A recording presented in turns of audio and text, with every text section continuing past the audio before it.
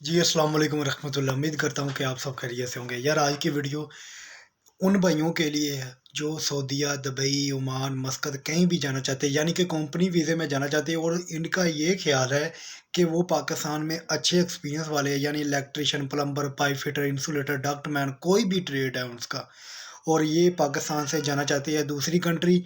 और इनके ज़हन में ये गलत गुमान पैदा हो रहा है कि मुझे ये मैं इंटरव्यू पास कर लेता हूँ, अगर मेरा उधर कोई अगर मुझे सही तरीके से काम नहीं आता तो मुझे वापस भेज देंगे।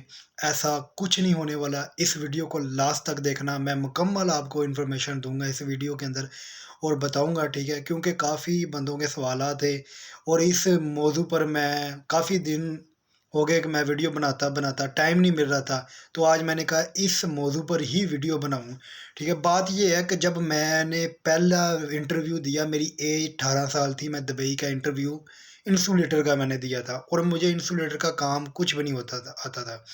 तो मैंने बस जस्ट प्रैक्टिकल थोड़ा-सा ऑटो सीखा समझ ले, वैसे पूछा-पूछा और इंटरव्यू अल्हम्दुलिल्लाह ज़िंदगी में पहली दफ़ा वो इंटरव्यू पहला इंटरव्यू था और पहला ही वो पास हो गया।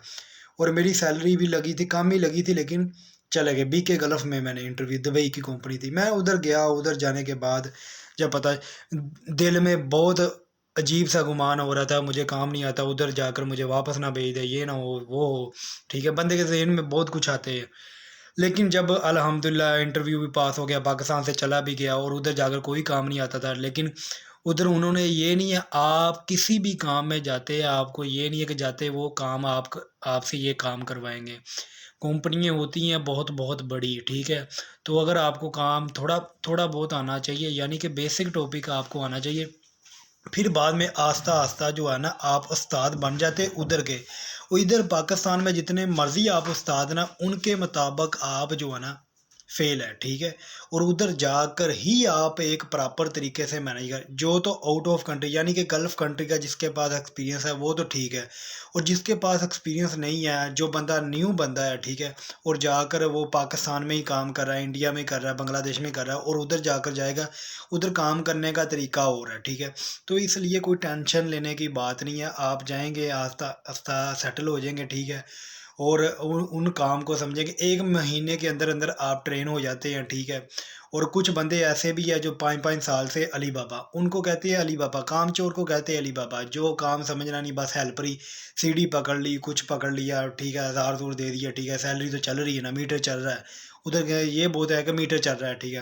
काम आप जब आप ड्यूटी पर आ गए, जिस तरह का मर्ज़ी काम करते हैं, आपकी ये नहीं है सैलरी कटौती वगैरह नहीं होती, ठीक है? ऐसा कोई सीन नहीं होता कि आपको काम कम आता है जी, ऐसे। याद रखें कि छोटी कंपनी में कभी ना जाएँ। कम से कम जिस कंपनी में 2000 से ऊपर बंदा है ना, उस कंपनी में जाएँ, ठीक है? उससे छोटी कंपनी में ना जाएँ। तो ज़्यादातर कंपनियों में 10,000, 20,000, 30,000, 50,000 जो बड़ी कंपनी होती है, उनमें तो ये होता है कि बंदा जो है ना सुबह सुबह काम स्टार्ट होते ही 2 से 3 घंटे ऐसे ही ज़ाया हो जाते हैं और फिर बाद में जब काम स्टार्ट होता है, काम स्टार्ट होने के दौरान काम के दौरान लोग जो है 3-3 दफ़ा बाथरूम में चले जाते हैं, 1-1 घंटा बाथरूम में लगाए जाते हैं, नमाज़ में 2-2 घंटे लगा देते हैं हमारे लोग, ठीक है?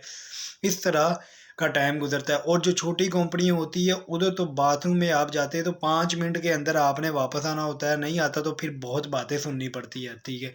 बड़ी कंपनियों में चार्ज एंड फोरमैन सबसे नीचे लेबर यानी कि ट्रेड वाला, ठीक है?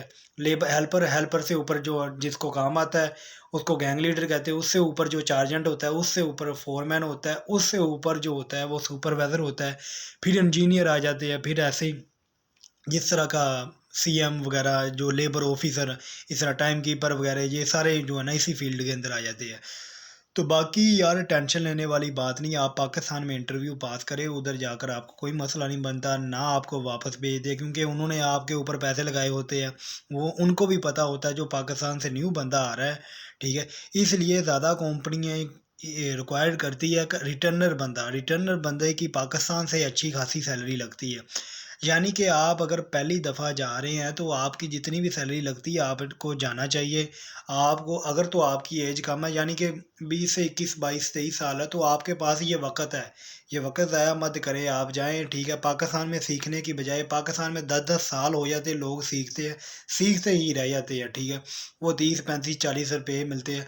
तो जब आप बाहर कंट्री में जाकर सीखेंगे और साथ में पैसे भी, यानी कि 50 से 60 हज़ार रुपया पर मंथ आप ईज़िली कमा भी सकते हैं, और साथ में आप काम भी सीखते रहेंगे, और आपका वो काम सीखने का जो एक्सपीरियंस होगा ना, वो पाकिस्तान से कई गुना ज़्यादा होगा, और इसकी कदर भी होगी, और इसका एक्सपीरियंस जब आप 2 साल बाद कंपनी में रिज़ाइन मारेंगे तो कंपनी आपको एक्सपीरियंस लेटर देगी। यानी कि हर तरफ फ़ायदा ही फ़ायदा। और किसी आप जैसे ये सर्बिया, बोस्निया, ये दूसरी कंट्री हैं जो शेंजन में नहीं है, तो इनका वर्क परमिट भी आपको ईज़िली मिल जाएगा, आप खुद भी हायर कर सकते हैं। बाकी आज की वीडियो इधर ही ख़त्म करते हैं, तो इतनी टेंशन लेने वाली बात नहीं है, ठीक है? सब कुछ ईज़ी है अगर आप करना चाहते हैं। बाकी अपना ख़्याल रखें, दुआओं में याद रखें। अस्सलाम वालेकुम।